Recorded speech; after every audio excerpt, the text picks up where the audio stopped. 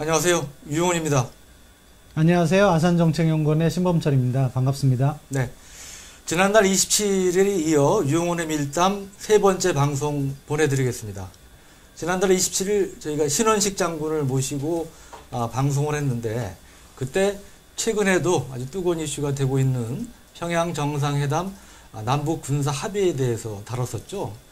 그때 이게 중대한 사안이기 때문에 그 국민 공청회를 해야 된다고 주장을 펴시면서 청와대 청원도 했다는 말씀을 드렸는데, 그 뒤에도 이제 여러 방송이라든지 이런 그 매체에 보도가 되면서 청와대 청원하신 분들이 많이 늘어난 것 같습니다. 그리고 제가 제작진한테 얘기를 들으니까 조선닷컴 라이브에서 여러 번 방송을 했는데 지금까지 한 중에 가장 조회수가 많았고 또 댓글도 많았던 기록을 세웠다고 하더라고요. 마침 앞에 제작진이 계시는데 제가 여쭤보겠습니다. 맞습니까?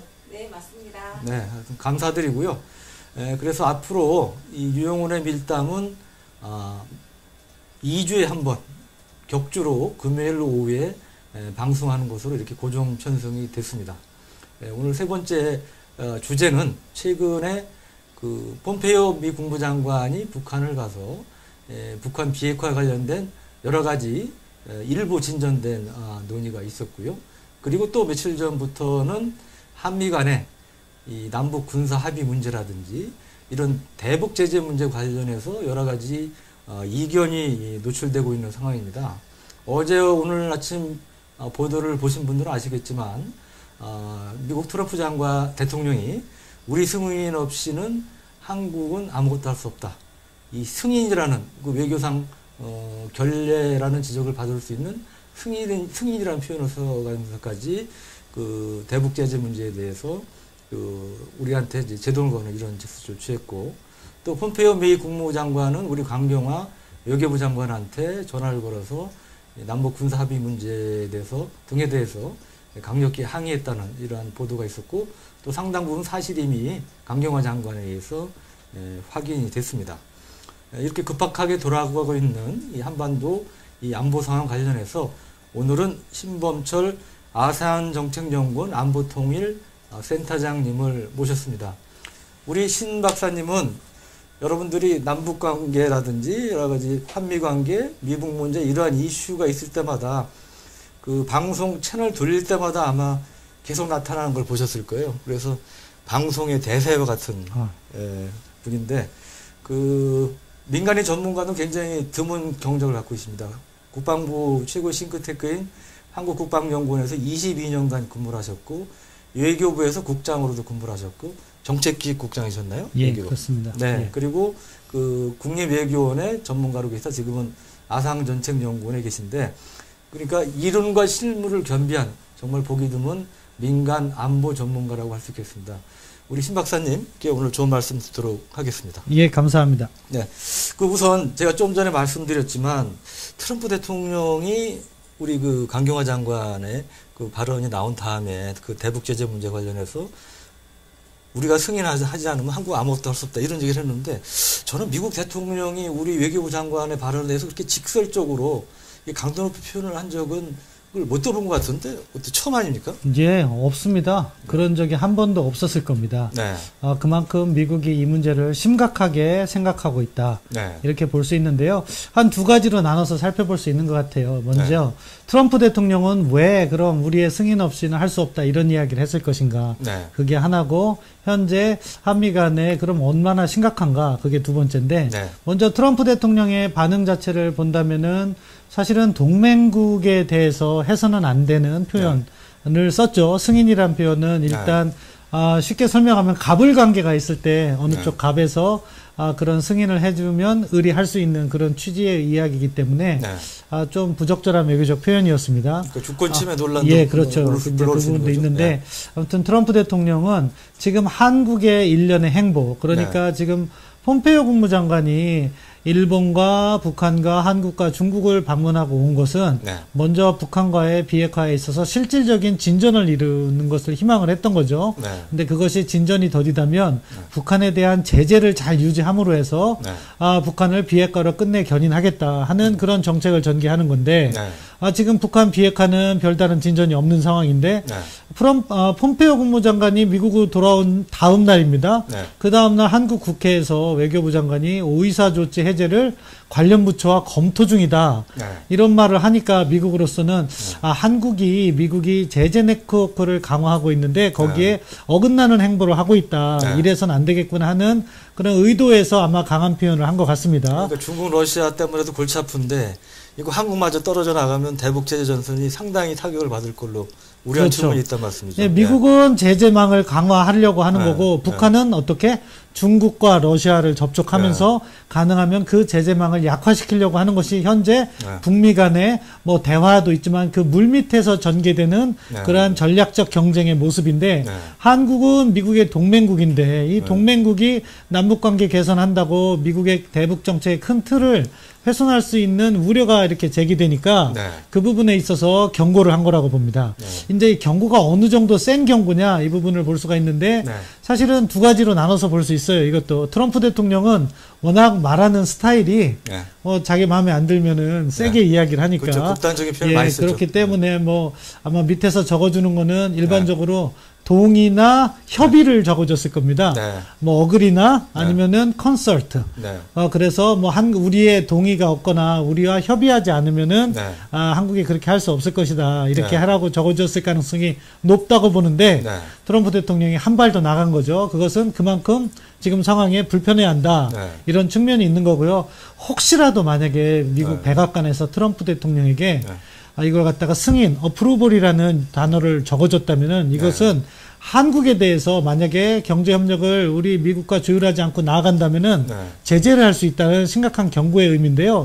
이게 또 연결되는 게 있어요. 어떤 부분하고 연결되냐면은 평양 정상회담 직후에 미국 재무부의 고위급 관료가 한국 주요 은행들하고 컨퍼런스 콜, 그러니까 전화 통화로 회의를 했다고 하는데 한국의 대북 제재 이행 상황에 대해서 물어오고 유의해 줄 것을 갖다가 이야기했다고 합니다. 결국 미국에서도요. 협상은 국무부가 하지만 실질적으로 제재 이행은 재무부가 하거든요. 제일 무서운 칼자를 든 게 재무부죠. 제일 무서운 칼자를 든 것이 재무부인데 이 재무부가 우리 은행들에 대해서 그런 이야기를 했다는 것은 평양 공동선언에 담겨 있는 뭐 경제 협력이라든가 이런 거에 대한 우려로 인해서 한국 금융기관이 함부로 움직이지 마라 이런 경고를 한 것으로 볼 수 있고요. 미국의 재무부가 여러 가지 제재를 할 수 있지만 그중에 가장 강력한 것이 금융제재입니다. 만약에 한국의 특정 은행에 대해서 그러한 미국의 네트워크를 사용할 수 없는 제재를 한다. 그러면 그 은행은 어떻게 보면은 문을 닫아야 돼요. 그 정도로 심각한 상황이기 때문에 우리가 트럼프 대통령의 말, 뭐 이렇게 주권 국가에 대해서 어떻게 함부로 승인을 하냐, 그 부분은 우리가 속으로 분노는 해야 되지만 그걸 표출할 필요는 없고 이거는 잘 마무리를 해야 된다고 생각하고 역으로 그러한 상황이 미국이 우리를 제재하는 상황이 오지 않을 수 있도록 철저하게 준비를 해야 된다. 그렇지 않으면은 지금 어떻게 보면 이러한 현재 폼페이오 방북 이후의 정황이 북한의 이익으로만 귀결될 수 있다. 그렇게 생각합니다. 그러니까 미국 재무부의 액션은 외형상은 문의 형태지만 실제로는 압박했다고 볼 수도 있겠네요. 예, 그렇죠.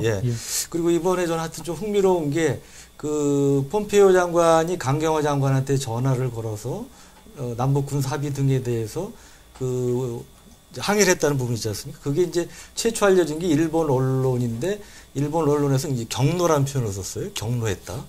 근데 이제 그때 마침 그 다음날 그 국회 그 외교위가 열렸는데 통회의죠. 통회의에서 강경화 장관이 부인한 게 아니고 어느 정도 시인을 했단 말이죠.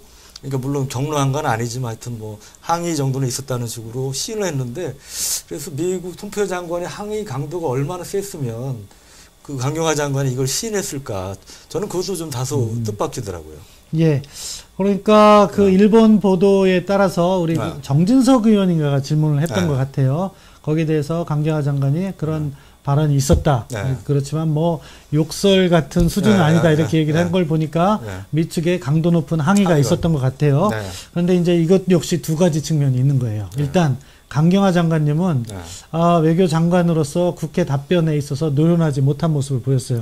왜냐하면은 그 질문에 대해서 순수하게 답을 했다는 측면도 있지만 외교는 항상 상대가 있는 거거든요. 아마 제일 놀란 사람들은 미국 국무부였을 것 같아요. 네. 아니 그런 외교적 발언을 어떻게 다른 그러니까 한국의 외교장관이 국회에서 마치 고자질하듯이 하냐. 이것은 어떻게 보면 한국 외교부 장관이 미국을 공격할 수 있는 또 하나의 수단이거든요.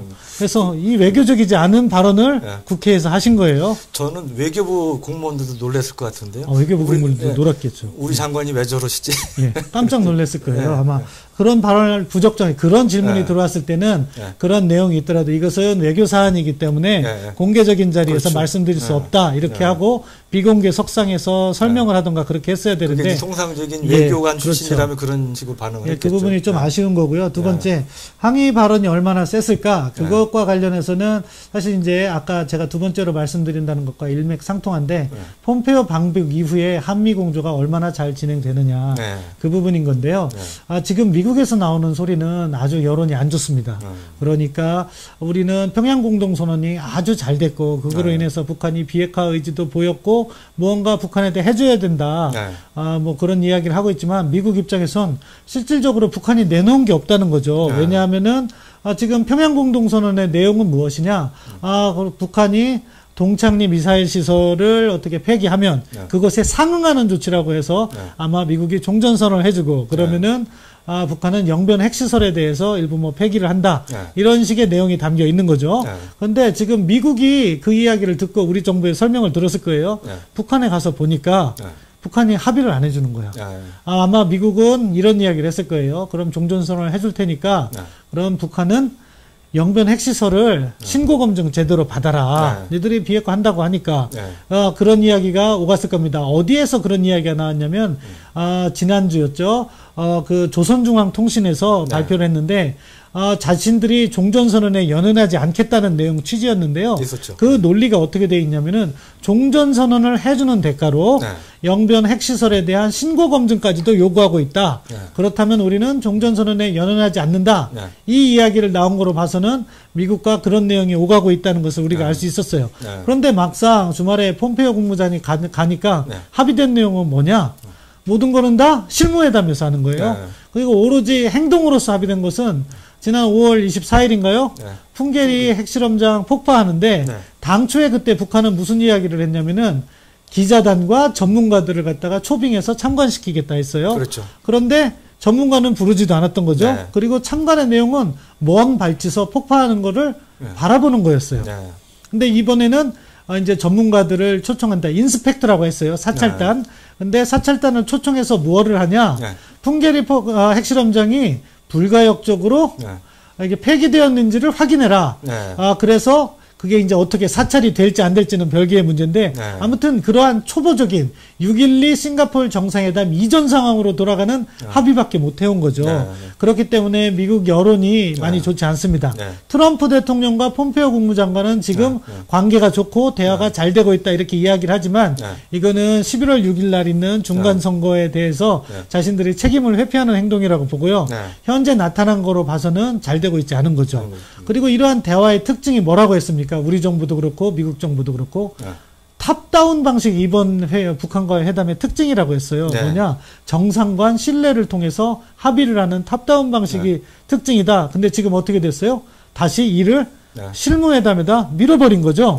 그런데 그 실무회담은 다음 주에 개최한다고 하는데 오늘 이 순간까지도 언제 하는지 발표되지 않고 있어요. 뭐냐? 북한이 협상의 속도를 늦추고 있다. 이 점을 우리가 알아야 되는데 그런 측면에서 지금 이러한 협의가 잘 안 되고 있고 그런데도 불구하고 한국 정부에서는 자꾸 제재 해제니 상응 조치니 이러한 이야기를 하니까 미국 입장에서도 한 번쯤은 경고성 발언을 해야겠다는 의도를 갖고 트럼프 대통령이 이야기를 한 겁니다.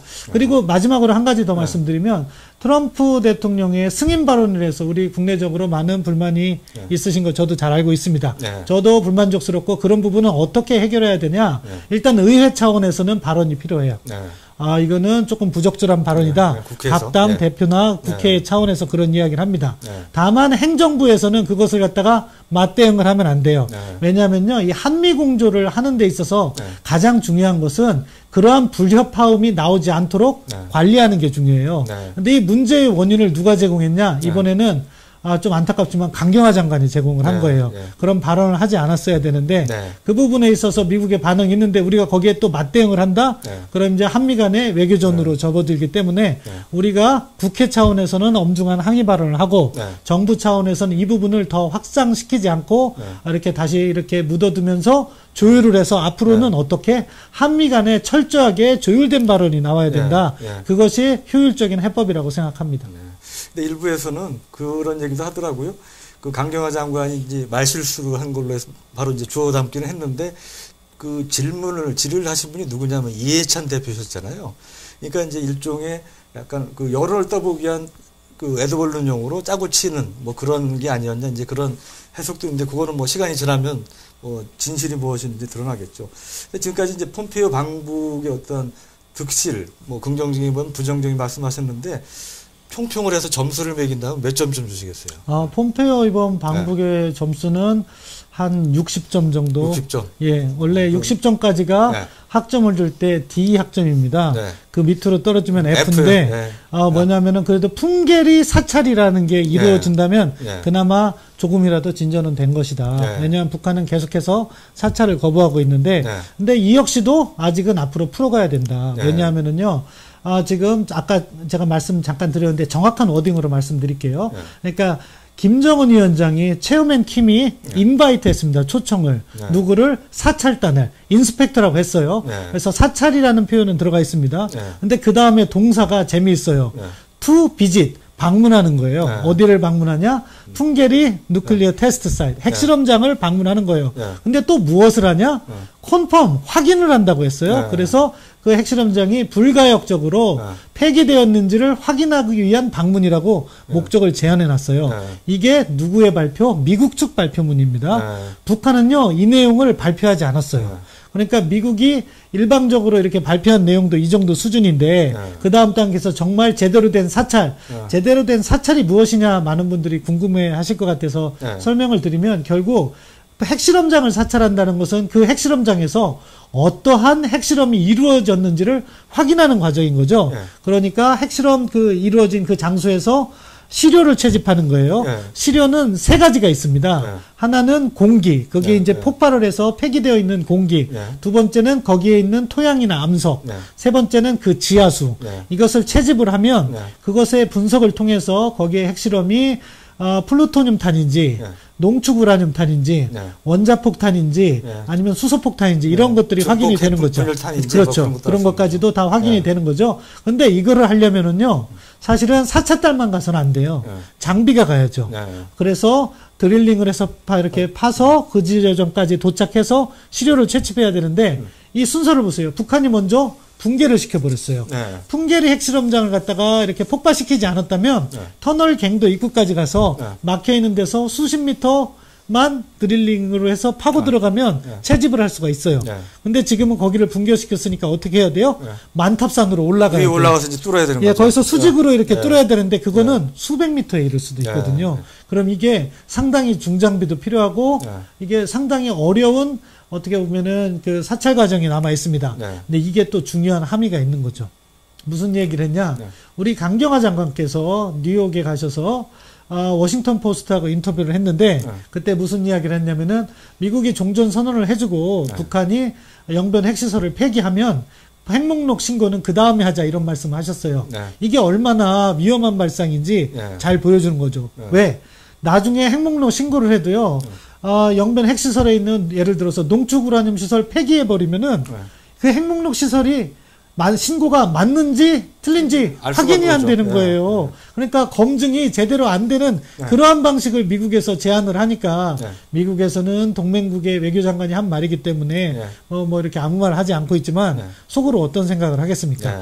이러한 부분을 우리가 잘 알고 외교 정책을 정교하게 진행을 해야지 한미 간의 마찰도 없고 이 북한 핵 문제를 안정적으로 풀어갈 수 있는데 지금은 약간 이 현실적인 상황보다 우리의 희망적 상상 뭐냐?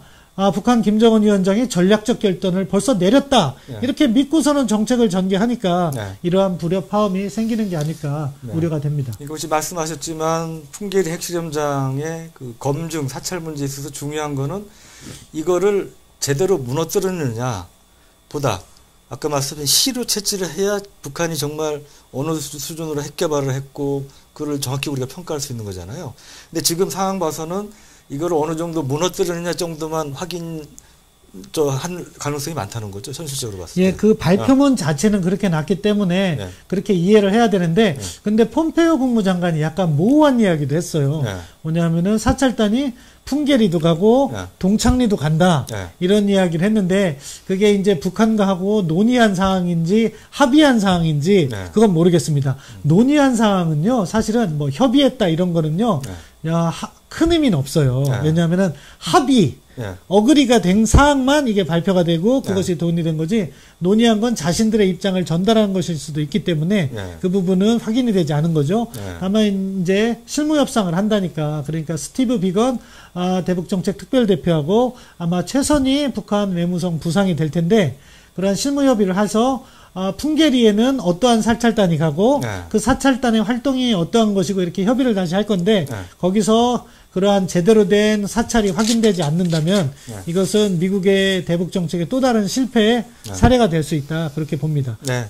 근데 지금 동창리 말씀하셨는데, 이번에 보면 그 사찰 대상에 동창리 시험장에 그 엔진 연소 시험장도 포함되지 않았습니까?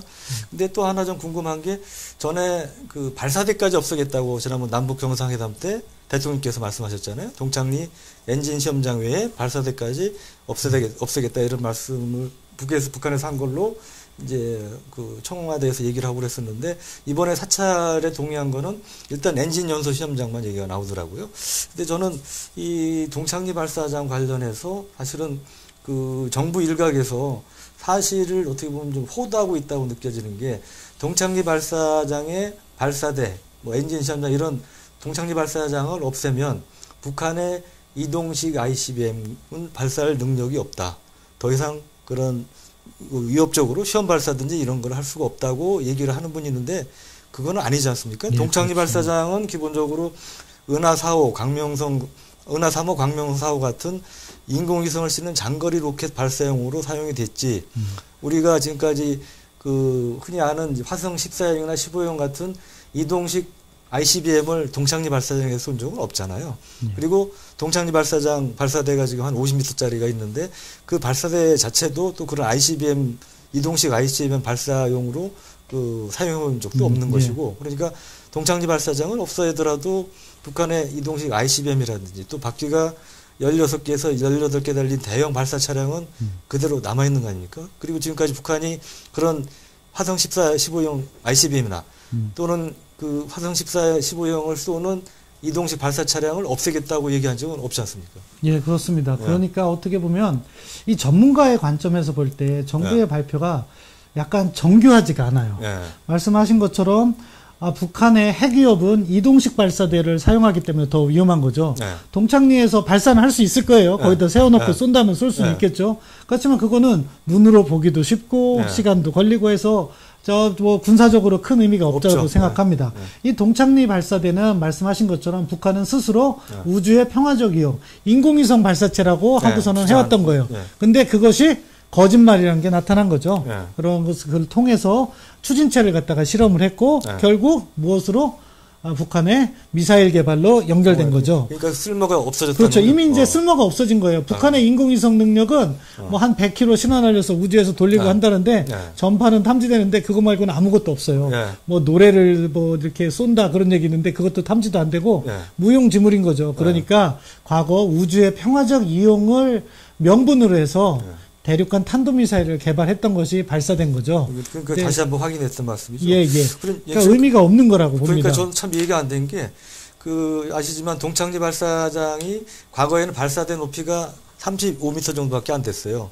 그러다가 2010년대 초반에 몇 년 동안에 발사대를 50m로 높이고, 그 다음에 그 밑에 발사장도 확 다 새로 개비하지 않았습니까? 그리고 이동식 조립 시설이라든지 이런 거를 아마도 우리가 돈 들였으면 수억 달러는 들였을 겁니다. 몇천억 원 들여서 그렇게 업그레이드를 한 건데, 그러면서 자기도 이제 우주의 평화적 이용을 얘기했단 말이에요. 그러니까 북한 주장이 사실이라고 믿는다면 북한은 비핵화를 한단 말이에요. 예를 들어 북한 주장도 한다 그러면 비핵화를 주장하는 대신에 반대급부로 대신에 우리 동창리 발사장은 우주의 평화적을 평화적 이용을 위해서 만든 거니까 우리가 ICBM으로 안 쏠게 대신 그야말로 인공위성 쏘는 그 로켓을만 쓸 테니까 동창리 발사장은 놔달라고 요구를 하는 게 사실 상식에 맞는 거죠. 상식에 맞는 거죠. 네, 근데 안 그랬단 말이에요. 예, 그러니까 북한 스스로도 만약에 우리 대통령께 그런 이야기를 했다면 그 자기들이 과거 했던 건 거짓말이라는 걸 시인하는 거죠.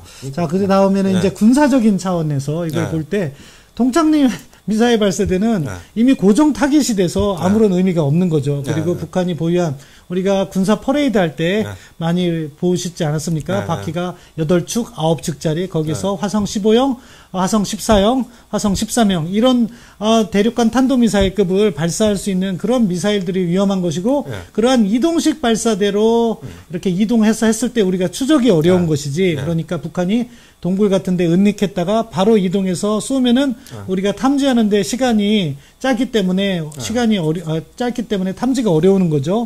그런 것들이 위협적인데 그러한 부분을 가만히 놔두고 이러한 고정식 발사대가 폐기됐으니까 뭐 북한의 핵위협이 해소된다 이런 논리로 접근하는 것은 옳지 않다고 봅니다. 그리고 동창리 시설에 대한 검증은요 사실 어떻게 보면 북한 핵 능력에 대한 검증을 100이라고 놓을 때 풍계리는 한 6, 7 정도 된다고 봐요.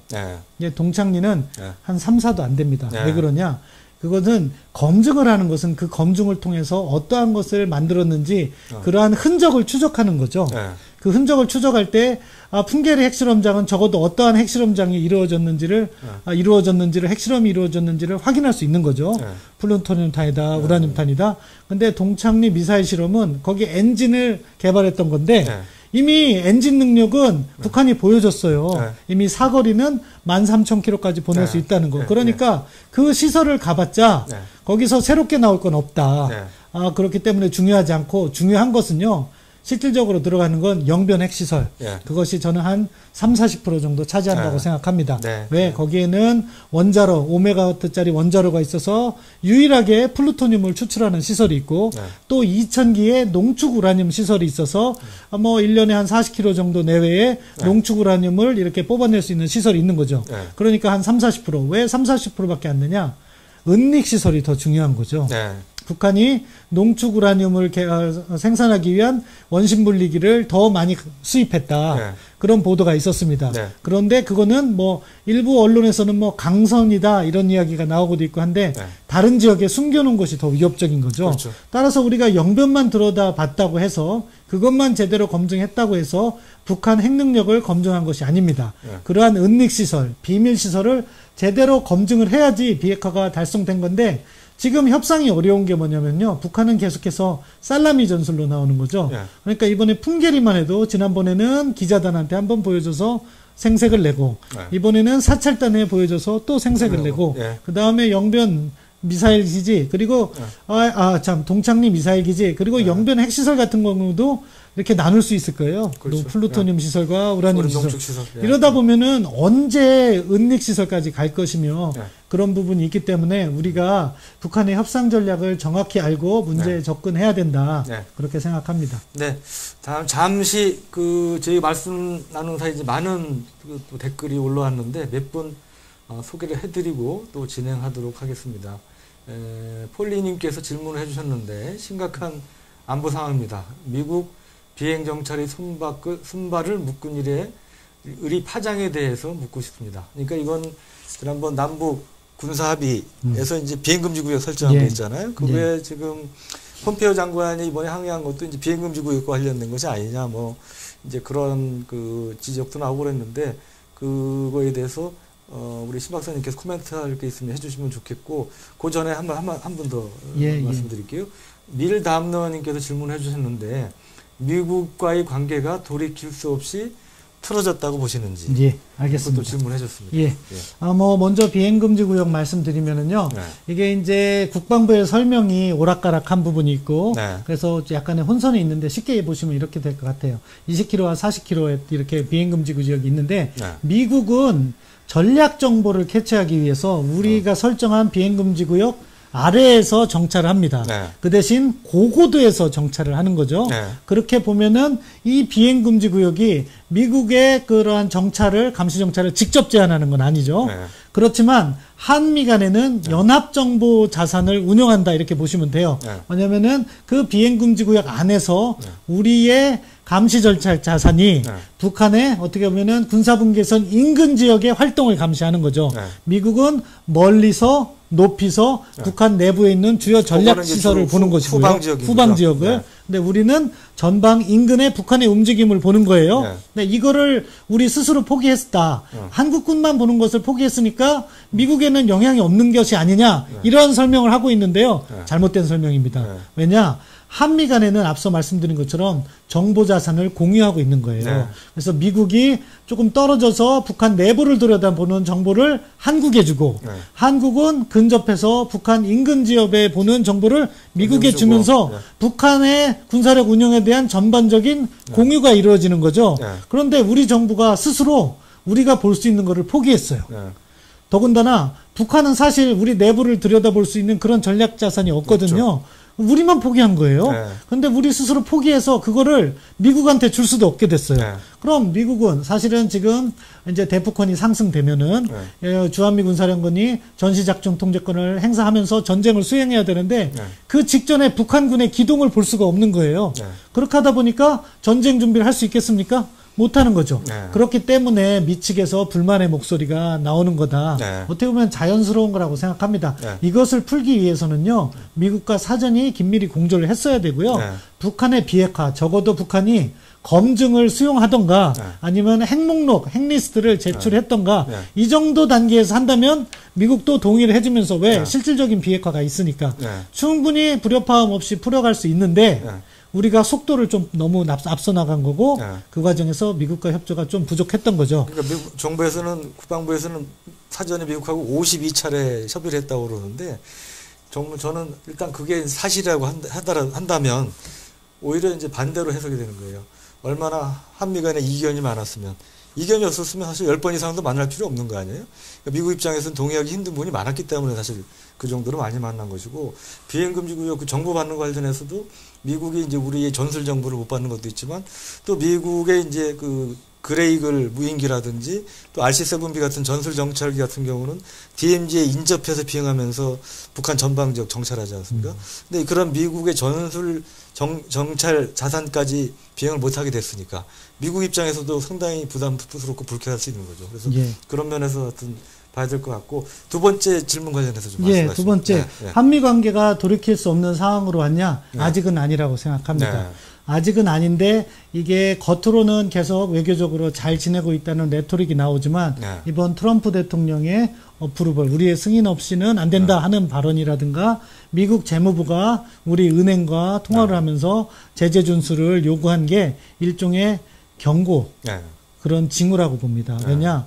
우리가 제재를 정말로 위반하는 상황까지 나아간다. 그렇게 되면 미국도 어떻게 한국 기업을 제재할 수 있다는 걸 경고한 거라고 봅니다. 그런 상황이 되면 상당히 악화가 되겠죠. 그 시점이 되면은 우리 정부의 대응에 따라서 우리 정부가 또 미국에 맞대응을 한다. 그러면 돌이킬 수 없는 상황이 되는 거고요. 그 시점까지는 우리가 조율을 하면 미국도 동맹국에 대해서는 사실은 특별한 배려를 해온 것이 지금까지의 관례이기 때문에 얼마든지 풀어갈 수 있다. 그렇지만 이렇게 얼굴 붉히는 상황이 안 오는 것이 가장 좋다 이거죠. 앞서 얘기한 그런 승인 문제 관련해서 우리도 기분 나쁘지 않습니까? 그래서 어떠한 형태로 저는 국회 차원에서 이야기를 해야 된다고 말씀드렸는데 뭔가 우리의 자존심을 세우는 조치는 해야 되지만 외교 당국 간에는 긴밀한 협력을 하면서 이러한 불협화음이 밖으로 표출되지 않고 한미 간의 사전적 조율이 이렇게 이루어질 수 있는 그러한 노력을 해야 된다. 그것이 우리가 왜 외교가 전문성이 있는 영역인지를 다시 한번 깨닫게 하는 그러한 순간이 아닌가 싶습니다. 네. 이제 지금 보면 이제 관심사가 앞으로 이제 미국 2차 정상회담이 열리지 않겠습니까? 그러면 트럼프 대통령이 이제 얼마 전에 일단은 미국 중간선거 이후에 열린다. 그다음에 장소는 싱가포르는 아니고 서너 곳을 검토하고 있다 이런 얘기를 했잖아요. 어떻게 전망했어요? 장소와 시기에 대해서. 장소와 시기는 결국 네. 의제하고 관련이 돼 있습니다. 네. 그러니까 지금 미국과 북한 간의 협의가 잘 이루어지면 네. 뭐 그리고 북한이 예를 들어서 미국이 원하는 핵목록 제출하겠다. 네. 핵시설에 대한 검증 제대로 받겠다. 네. 그 정도까지 답을 준다면은 트럼프 대통령이 평양을 갈 수 있는 거죠. 네. 김정은 위원장에게 선물을 줄 수 있습니다. 네. 그렇지만 지금 미국과 북한 간의 논의 사항을 보면 네. 북한이 절대 그러한 양보를 하지 않는 것 같습니다. 네. 그럴 경우에는 미국도 양보를 할 수가 없는 거죠. 네. 그렇다 보면은 제3국일 가능성이 높다. 네. 제3국이면은 지난번에는 싱가포르에서 하지 않겠습니까? 네. 그러면 이번에는 사실 동북아에는 미국이 마음에 들어하는 제3국이 없어요. 네. 또 일본과 같은 경우 미국과는 가깝지만 북한이 그렇죠. 일본을 가기는 부담이 될 그래서 거예요. 유럽 얘기가 나오군요. 예, 그러니까 유럽을 갈 거고 네. 전통적인 중립국들 그러니까 스위스나 오스트리아가 있는 것이고 네. 또 오스트리아 같은 경우에는 IAEA 국제 원자력 기구가 있습니다. 네. 그러니까 미국은 그러한 상징성을 활용하려고 네. 할 가능성이 있는데 북한은 또 IAEA가 있으니까 네. 오스트리아는 기피할 가능성이 네. 있고 스위스 같은 경우에는 네. 김정은 위원장이 어렸을 때 거기서 공부를 했으니까 네. 좋은 대상이 될 거예요. 네. 만약에 스위스가 아니라면은 스웨덴이 과거 미국과 북한 간에 문제가 있을 때 네. 미국의 영사 업무를 대리해 준 적이 있어요. 네. 그러니까 스웨덴은 북한에 대사관이 있습니다. 네. 그러니까 그쪽을 통해서 나름대로 협조를 했기 때문에 네. 스웨덴이 될 가능성도 있다 이렇게 보는데요. 그런데 지금 우리가 생각했던 것보다 북미 미북 정상회담은 약간 지연될 가능성이 있다고 봅니다. 네. 왜냐 이런 실무회담을 통해서 구체적인 내용을 논의한다고 했는데 네. 아직 스티브 비건과 최선희가 만나지도 않았어요. 네. 이게 지연되면 당연히 논의도 지연되는 거고요. 네. 그러다 보면 지금 일반적으로 11월에는 되지 않겠느냐 했는데 네. 그게 12월로 미뤄질 가능성도 있다. 네. 트럼프 대통령도 급하지 않다는 얘기를 몇 번 했잖아요. 그렇죠. 트럼프 네. 대통령의 입장에서는 네. 어떻게 보면 우리 정부랑 입장이 달라요. 네. 우리 정부는 우리 정부의 대화 제의 그리고 신뢰 구축 조치 이런 것들이 북한을 변화시켜서 대화를 이끌었다. 네. 이렇게 이야기하고 있지만 미국은 공개적으로도 이야기합니다. 북한에 대한 촘촘한 대북 제재가 네. 북한을 꼼짝달싹 못하게 해서 대화로 나오게 했다. 네. 그렇기 때문에 이 제재가 유지되면 네. 미국도 손해를 보지 않는다. 네. 왜? 이 과정에서 북한이 핵실험과 미사일 실험을 안 하니까 네. 미국을 골치 아프게 하지 않는다. 네. 그렇기 때문에 북한이 신고 검증 제대로 하지 않으면 우리는 제재를 계속 유지하겠다. 네. 그게 트럼프 대통령의 접근법인 것 같습니다. 네. 그렇기 때문에 미국도 서두르지 않는 거고요. 네. 그런 과정에서 이제 북한은 어떠한 노력을 하겠습니까? 네. 제재를 약화시키기 위해서 중국과 접촉하고 러시아와 접촉하고 네. 또 남북관계 진전이라는 이름으로 네. 한국에게 제재를 조금씩 네. 훼손시키는 그러한 네. 협력을 해줄 것을 요구할 네. 가능성이 높다고 보는데요. 이번에 미국의 강한 경고는 그러한 것에 동조하지 말라는 의미라고 봅니다. 그런 상황에서 보면 김정은 위원장이 서울을 빨리 오고 싶은 유혹도 느끼겠네요. 김정은 위원장 와서 네. 무언가를 보여주려고 하는데요. 그렇지만 저는 그런 생각도 해봅니다. 네. 김정은 위원장이 서울에 왔을 때 과연 대한민국의 모든 국민이 그것을 환영할 수만 있는 것이냐. 이번에 5.24 조치가 나오면서 다시 한번 새롭게 가슴 아픈 일이 떠오르더라고요. 천안함 폭진과 같은 그런 사건. 북한이 아직도 사과하지 않고 있습니다. 그리고 비핵화 조치 지연되고 있습니다. 이러한 부분에 대한 메시지를 가지고 오지 않으면 오히려 한국을 왔는데 서울을 방문했지만 제대로 된 그런 평가를 받기보다는 우리 국민 여론이 북한에 대해서 불만을 갖게 될 수도 있다. 아마 북한은 그러한 점도 고려해서 서울 방문을 추진할 거로 보기 때문에 그러한 내용이 아무튼 제 생각은 이러한 대화는 좋지만 제대로 된 대화를 해야 되고 그 과정에서 북한이 해야 될 사과라든가 해야 될 비핵화 조치 이런 것은 확인해 나가면서 해야 된다 이렇게 생각합니다. 네. 또 이제 관심사가 2차 미북 정상회담이 이제 성사가 된다면 이루어진다면 그때 과연 이른바 빅딜 그러니까 여기에 대해서 얘기하는 빅딜은 종전선언하고 ICBM 일부든 전부든 폐기 그다음에 핵시설 등에 대한 리스 제공 이런 것들이 되겠죠. 이런 빅딜이 과연 가능할까요? 가능했으면 좋겠어요. 정말로. 그럴 경우에는 비핵화의 속도가 빨라지는 것을 의미하기 때문에. 근데 지금까지 벌써 4.27 판문점 정상회담이니까 그것 기준으로 벌써 반년이 지나갔습니다. 거의. 우리 정부가 1월 달부터 평창 프로세스를 가동했으니까 그거로 네. 따지면 10달 가까이 지나간 거죠. 네. 그런데 지금까지 이루어진 비핵화 조치라는 것은 풍계리 핵실험장 폐기밖에 되지 않았잖아요. 네. 그런 걸 보면 그러한 빅딜은 쉽지 않을 것이다. 네. 그렇게 생각합니다. 네. 그래서 일부에서는 스몰딜 이야기가 나오더라고요. 네. 조금씩 주고받는 거. 네. 뭐 사실 그렇게 되면 그게 일종의 북한의 살라미에 응한 것일 수밖에 없는데 네. 좋다. 그렇게 가더라도 대신에 무엇을 검증을 철저히 하고 간다면은 네. 그 과정에서 우리가 한미 공조만 튼튼히 한다면은 네. 이 시간이 길어진다고 하더라도 네. 결국 비핵화로 이끌어 나가는 거니까 네. 스몰 딜로 간다면 검증을 더더욱 철저히 해라. 네. 이 말씀을 드리고 싶습니다. 네. 또 이제 많은 분들이 관심 가는 것 중에 하나가 미국 중간 선거에서 공화당이 패배를 하면 트럼프 대통령 정치적으로 좀 입지가 어려질 거 아닙니까? 그럼 어떤 그런 전환시키기 위해서 분위기라든지 아니면 그런 전환시키기 위해서 이 북한 핵 문제에 있어서 좀 지금보다 강한 입장을 취할 가능성, 그렇게 선회할 가능성을 예상하는 분도 있는데 어떻게 생각하세요? 저는 그 부분은 약간 이견이 다릅니다. 예. 뭐냐, 일단 트럼프 대통령의 중간 선거를 전망해보면 네. 지금까지 나타난 거로 봐서는 하원은 민주당이 장악하는데요. 네. 상원은 공화당이 그 자리를 유지할 가능성이 높습니다. 네. 오히려 지금 의석이 50개인데 한두 개 더 얻을 가능성도 네. 점쳐져요. 왜 그러냐? 미국 상원은 6년 임기를 하고 있는데요. 네. 3분의 1씩 이렇게 2년마다 선거를 하는 거죠. 네. 그래서 보통 33석 이렇게 선거를 해요. 33석, 33석, 34석. 네. 그럼 100석이지 않습니까? 네. 그런데 이번에 33석을 선거하는 해인데 거기에 보궐선거가 2개가 있어서 35석 선거를 해요. 네. 그런데 지금 현재 네. 민주당이 현직인 게 24개인가 25개예요. 그러니까 민주당이 훨씬 선거를 많이 하니까 예. 불리한 거죠. 네. 공화당이 가지고 있는 거는 9개인가 밖에 되지 않습니다. 예. 그런데 보니까 공화당은 한두 개 정도가 경합지역이고 네. 민주당은 한 5개 지역이 경합지역이에요. 예. 그러니까 그런 거를 고려할 때 상원은 공화당이 여전히 다수를 점할 가능성이 높다. 네. 상원을 점하면 트럼프 대통령은 탄핵이나 이런 걱정을 하지 않습니다. 네. 거기서 부결하면 되기 그렇죠. 때문에 네. 그렇기 때문에 그러한 이번 중간 선거가 트럼프 행정부에 미칠 영향은 의외로 적다 이렇게 말씀드리고요. 그다지 비관적이지 않다. 예. 예. 그리고 이제 두 번째 가정을 해서 한 질문이죠. 예. 예. 상하원 다 패했다. 예. 이럴 경우 트럼프 행정부는 어떠할 것이냐. 일단 북한 문제에 대해서는 트럼프의 인식을 보면요. 지금 정책이 나쁘지 않다고 인식을 하는 것 같아요. 왜냐하면은 북한과 대화는 지속하고 있잖아요. 이 대화를 지속하는 과정에서 북한이 도발을 하지 않아요. 그래서 요즘 트럼프 대통령 이야기를 들어보면 나 김정은 위원장과 관계가 좋다. 그리고 결론은 뭡니까? 그래서 북한이 핵실험도 하지 않고 미사일 실험도 하지 않는다. 그러니까 주한미군 사령관도 작년에 올해 초일에 며칠 동안 북한이 미사일 안 쐈다. 예. 뭐 도발 안 했다. 그 얘기를 합니다. 이게 트럼프도 마찬가지. 맞습니다. 이게 왜 트럼프의 대외 전략이 중요하냐? 이렇게 도발을 하지 않으면은 신경을 안 써도 돼요. 북한 문제에. 그리고 말로만 대화한다고 하는 거죠. 그 대신에 미국의 외교 역량을 지금 어디에 집중합니까? 중국에 집중하는 거죠.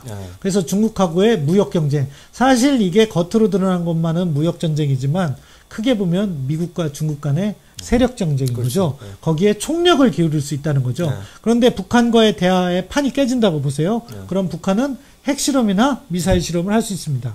그럼 미국이 그걸 가만히 둘 수 있느냐? 그게 안 되는 거죠.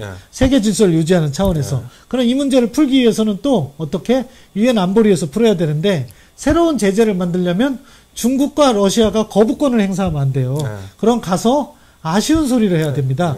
따라서 미국 트럼프 행정부의 대북 정책이라는 것은 보다 큰 틀에서 보면은 지금 북한과의 이런 대화 기조는 이어가고 도발을 하지 않게 만들고 그리고 제재망을 유지한다. 그럼 최소한 북한에 대한 영향력을 행사할 수 있다. 그리고 여력을 모두 중국에다가 쏟아붓고 중국 문제를 해결한다. 이 중국 문제가 해결되면 나중에 북한 문제는 따라서 풀릴 수 있다. 이런 전략적 포석을 가지고 움직이는 게 아닐까 생각하기 때문에 이러한 중간 선거의 결과에 따라서 큰 영향을 받지 않을 수 있다. 뭐 만약에 트럼프 대통령이 탄핵 직전에 몰린다. 그런 상황이 되면 긴장을 고조시키면서 뭔가 탄핵 정국을 넘어가려는 그런 가능성을 전혀 배제할 수는 없지만 지금 트럼프 행정부의 전략적 행보를 보면 우선순위는 중국에 가 있기 때문에 그 맥락에서 문제를 풀어갈 것이다. 그렇게 생각합니다. 그 확률로 따지면 그 가능성은 낮다는 거죠. 예, 그렇습니다. 네. 네. 앞으로 이제 핵심적인 사실은 이제 안보 이슈 중에 하나가 종전선언 문제 같습니다. 이 종전선언을 이제 북한이나 우리 문 대통령이나 정부는 서두르지만 미국은 좀 뜸을 들이는 상황인데 이제 지금 뭐 문 대통령이나 정부는 종전선언이 돼도 주한미군 유엔사는 관계없다. 이제 그걸 부쩍 강조하고 계시잖아요. 그리고 뭐 김정은조차도 뭐 주한미군 관계 없다고 얘기했다고 그런다. 뭐 이렇게 이제 얘기를 하고 있는 상황인데 최근에 이제 흥미로운 게 그 유엔사 부사령관의 이제 웨인 에어라고 캐나다군 3스타로는 처음으로 부사령관을 맡은 분이 있는데 원래 유엔사 부사령관은 그전까지 미군이 맡았죠. 그리고 유엔 사령관은 당연히 주한미군 사령관이 이제 4스타로 이제 겸직을 했는데 이 외연회 장관이 최근에 뭐라고 그랬냐면 종전선언에 대해서 굉장히 우려를 하면서 종전선언은 주한미군의 필요성에 의문을 제기하는 위험한 비탈길, 영어로 뭐 슬리퍼리 슬로프가 될 것이다. 그래서 주한미군 철수나 유엔사 해체의 촉매제가 될 수 있다. 이런 이제 경고를 하고 나섰어요. 근데 아시지만 그 유엔사는 기본적으로 남북 간의 어떤 교류 문제라든지 우리 내부 문제 이런 거에 대해서는 이제 반미 감정을 촉발할까봐 굉장히 말을 조심해 왔습니다. 그래서 이런 식으로 어떤 우리 정부의 핵심적인 정책이라든지 이런 거에서 뭐 대놓고 반대한 건 아니지만 그 견제하는 반대 노탄 이런 얘기를 한 것 자체가 이례적인데 이런 그 얘기를 한 배경 그 다음에 실제로 종전선언과 주한미군 유엔사 관계에 대해서 어떻게 생각하시나요? 그러니까 사실은 유엔사가요. 네. 이게 어제 오늘의 일이 아니에요. 네. 오래된 일이거든요. 네. 그 과정에서 북한은 틈만 나면 유엔사를 해체하기 위해서 네. 모든 노력을 했어요. 그렇죠. 왜 그러냐? 북한 입장에선 유엔사는 유엔이 세계 평화와 안정을 유지하기 위한 국제기구인 유엔이 권한을 부여한 거예요. 그렇기 때문에 엄청난 명분을 갖고 있죠. 그 명분을 가진 유엔이 북한의 암드 어택, 무력 공격을 격퇴하기 위해서 한국에 와 있기 때문에 어떻게 보면은 북한 체제의 정당성을 부인하는 것일 수도 돼요. 그렇기 때문에 북한은 유엔사가 눈에 가신 거죠. 그래서 어떤 일도 있었냐? 우리는 잘 모르지만 이게 북한은 한국전쟁 기간 이후에도 계속해서 유엔사를 갖다가 해체하기 노력했습니다. 예전 상황을 한번 먼저 설명드리고 요즘 상황을 말씀드릴게요. 1972년에 7.4 공동성명이 있었어요. 그때는 박정희 대통령과 김일성 주석 시절이죠. 이우락 중앙정보부장이 북한에 가서 합의하고 온 거죠. 남북관계 그때 갑자기 좋아졌습니다. 지금 상황 못지 않았어요. 그 냉전기에 그런 공동성명을 냈기 때문에 갑자기 통일되는 거 아니냐. 지금보다 더 충격적인 상황이었어요. 많은 분들은 그때 태어나지 않으셨겠지만 저도 어렸을 때 잘 몰랐지만 아무튼 그런 상황이 있었어요. 그리고 관계가 좋아지니까 73년, 74년에 북한이 무슨 이야기를 하냐면은 야 유엔 총회에서 우리 7.4 공동성명을 지지하는 성명을 내기로 하자. 이렇게 해서 7.4 공동성명을 지지하는 성명이 나요. 근데 74년인가 75년에요. 다시 북한이 이제 대화 단절하고 관계가 악화돼요. 그러니까 북한이 무슨 짓을 했냐면은 유엔 총회는 당시에 이제 과거에는 미국을 중심으로 한 자유진영이 다수를 점했는데 60년대, 70년대에 제3세계 국가가 독립을 해요. 그래서 제3세계 국가들이 다수를 점해요. 그러니까 북한이 결의안을 내요. 무슨 결의안? 유엔사 해체 결의안을 내요. 우리 정부도 깜짝 놀라서 같이 결의안을 내서 유엔 총회 결의 3393호인가? 3390호인가? 제가 정확하게는 지금 생각 안 나는데 그 결의안이 통과됩니다. A안은 우리 정부가 낸 안이에요. 한반도에 진정한 평화 여건이 조성되면 유엔사 해체하자. B안은 북한이 지금 당장 해체하자. 유엔사 해체를 그렇게 시도했어요. 그러한 의도를 갖고 있는 북한입니다. 자, 종전선언이라는 것은 한국전쟁이 끝났다는 선언인 거죠. 평화협정으로 법적으로 종료를 하면 되는데 일단 그건 시간이 걸리니까 정치적으로 종료를 하자는 거예요. 그럼 정치적으로 종료됐으면 정치적으로 종료된 겁니다. 그럼 정치적 요구로서 유엔사를 해체하자 북한은 충분히 제안할 수 있는 거예요. 그러한 증거가 또 어디서 나타나냐? 이거 9월 초에 중국과 러시아의 유엔 대사들이 유엔사 해체하자고 이야기를 했어요. 이건 뭐야? 북한과 중국과 러시아가 그러한 교감을 하고 있다는 거죠. 그거를 알기 때문에 유엔사 부사령관이 그런 이야기를 사실은 어떻게 보면은 한국이 주둔국이잖아요. 주둔국 그게 정부의 입장과 반대되는 이야기를 하는 거를 상당히 꺼려합니다. 왜냐하면 마찰을 빚을 수 있기 때문에. 그럼에도 불구하고 그런 이야기를 한 거예요. 자, 여기에서 또 우리 정부의 입장이 재밌어요. 뭐냐? 대통령께서도 말씀하셨고 또 다른 주요 공직자들도 이야기했는데 정치적 선언이라고 했어요. 네. 그리고 그 과정에서 평화협정으로 대체될 때까지 정전협정이 그대로 유지된다고 했어요. 그러니까 법적인 구성력은 전혀 없는 정치적 선언이고 그리고 유엔사와 주한미군에 대해서는 아무런 영향이 없다고 했어요. 그리고 북한이 도발을 하면 그런 종전선언은 무효가 된다고 했어요. 저는 이게 답이라고 생각해요. 이거를 북한이 받아들이면 종전선언을 하자. 과연 북한이 받아들일까요? 안 받아들이죠. 에어 부사령관이 그 얘기를 했어요. 왜 그렇게 북한이 종전선언에 집착하겠느냐. 그 얘기를 했어요. 아니 그렇게 쉽게 무효할 수 있는 거면 집착할 이유가 없을 거 아닙니까? 그렇죠. 그걸 가지고 북한은 뭐 영변시설 폐기하고도 연계시켜줄 정도로 중요하게 생각하는데 아무튼 저는 우리 정부가 그렇게 네 가지로 해석을 했기 때문에 그것을 종전선언의 부관이나 해석선언처럼 뒤에 붙여서 합의를 한다면 뭐 얼마든지 해라. 그렇게 이야기하고 싶습니다. 그 말씀드리는 사이에 제작진께서 벌써 방송 50분이 넘었다는 메시지를 계속 저한테 강하게 보내주시는데 벌써 50분이 지났나요? 제가 방송 3번째 하는데 제일 시간이 빨리 간 것 같아요. 워낙 신 박사님께서 청산유수로 말씀하시니까 시간 가는 줄 몰랐는데 또 몇 번 의견 소개하고 간단히 마무리 말씀하고 방송을 끝내도록 그렇게 하겠습니다. 걱정님께서 의견을 주셨는데 도저히 이해가 되지 않는 군사협정을 해놓고 평화를 만드는 수단이라는 궤변을 늘어놓고 있다. 뭐 이런 지적을 해줬고 그 다음에 신 박사님 의견 잘 들었다. 뭐 이제 그런 의견, 뭐 또 저희 밀담에 대한 칭찬의 의견을 올려주신 그런 분도 이제 계십니다.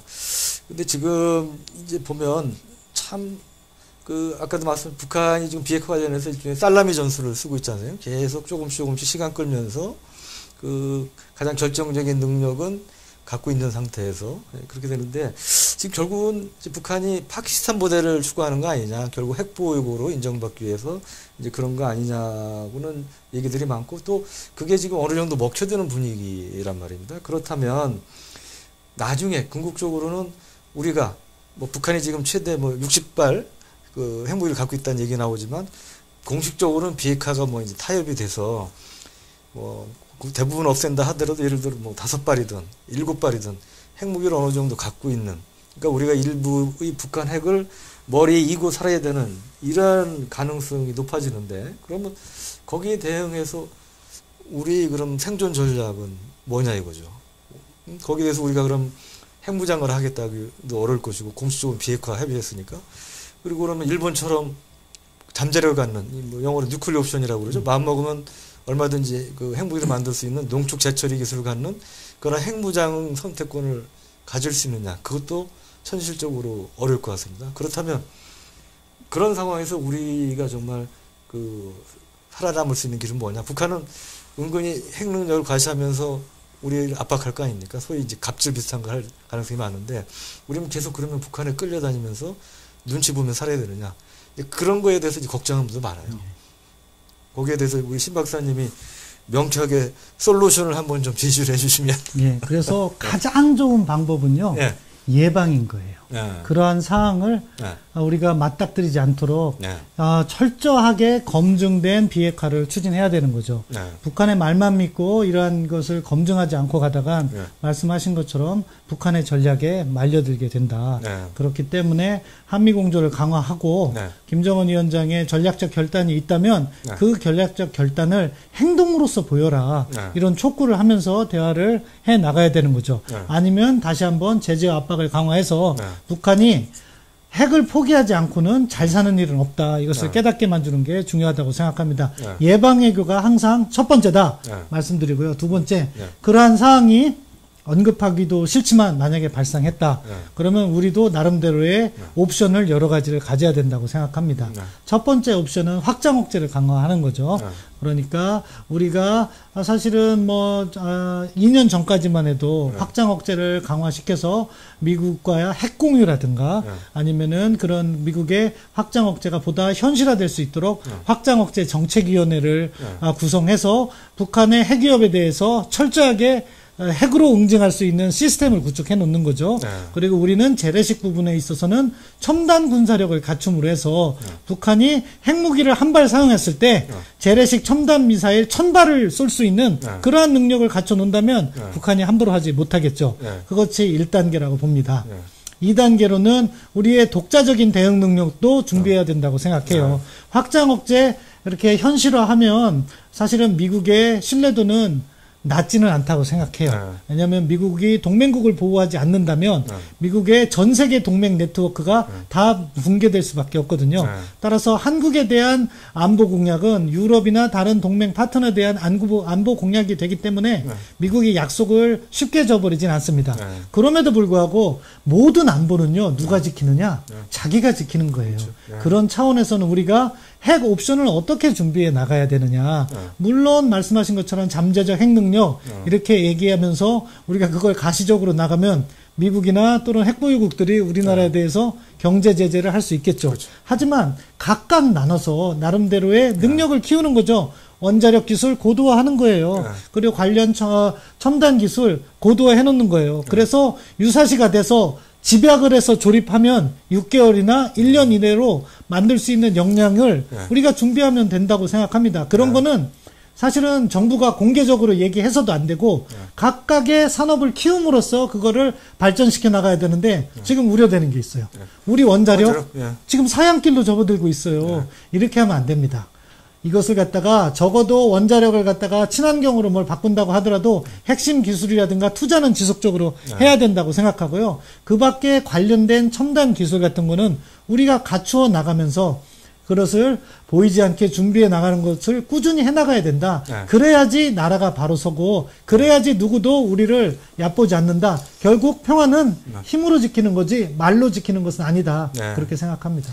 역시 신 박사님께서 명쾌한 결론을 내려주셨는데 거기에 저도 전적으로 공감하면서 이제 하나 제가 좀 첨언을 하고 싶은 게 있는데 우리 옵션 중에 확장 억제 말씀하셨잖아요.